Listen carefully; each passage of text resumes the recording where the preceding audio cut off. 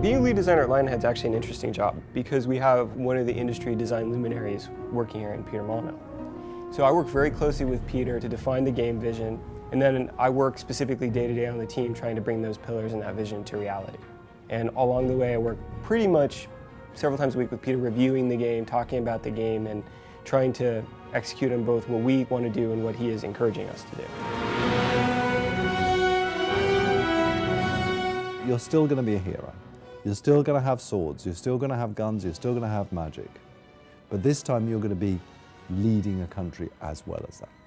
We're not going to make it easy for you though. There are going to be challenges in your rule. Like many of us have seen, the leaders that we elect in today's world often age badly in the first couple of weeks when they realise the enormity of the problem that they're taking on. We have always been a game that tries to be fairly accessible and something that hits a broader audience. So with Fable 3, what we're doing is keeping that foremost when we're thinking about building it. But those that are long-term Fable fans won't be disappointed. Everything that they've loved about the Fable franchise will still be there. A role-playing game is all about, this is me playing the role of a hero and a king or a queen. It's really about not getting rid of every element of an RPG, but certainly making it something that people who aren't interested in that side of things will still enjoy.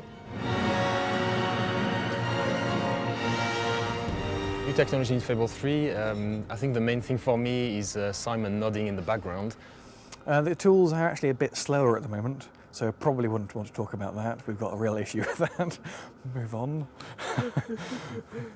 Obviously, with Fable 2, we had a stable code base to work from, so we've mostly been working on new cool things to go and put into the game. One of the things that people have come to expect from Fable is innovation. And in Fable 3, we've really pushed the boat out. We've totally looked at the morph system, thrown it all away, and started again. And the first thing that we've got is something called extreme morphs. Now, these extreme morphs are on an expression. So you're walking along and someone just upsets you. You can press this expression and out of your back appears these huge angel wings. A shaft of light comes down and shines on you. Everyone around you steps back and, oh my goodness, there you're showing your true character off. Aggressive,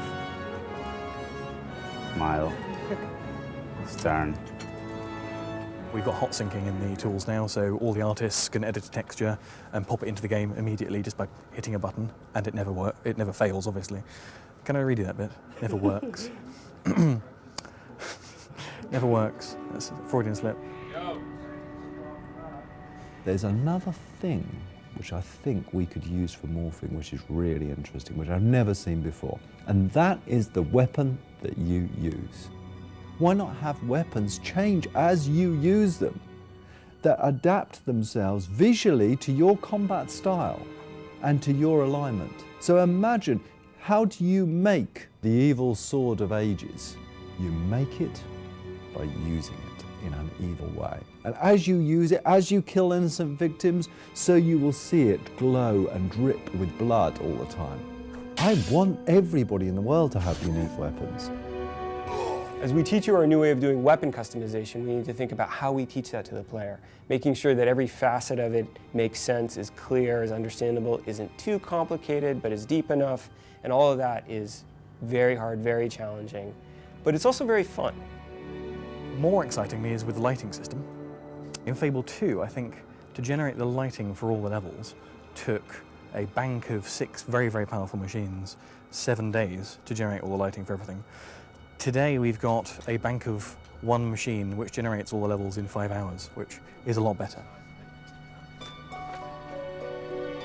We've also been looking at how you express yourself, and we're giving you the ability to touch things. Now this may sound strange, but imagine this, being able to reach out and touch your girlfriend in the game, being able to hold, persuade, pull, push, all that can be done dynamically.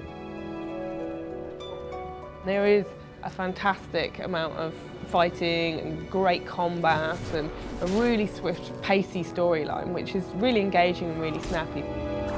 Fable 3 is going to be a damn good adventure.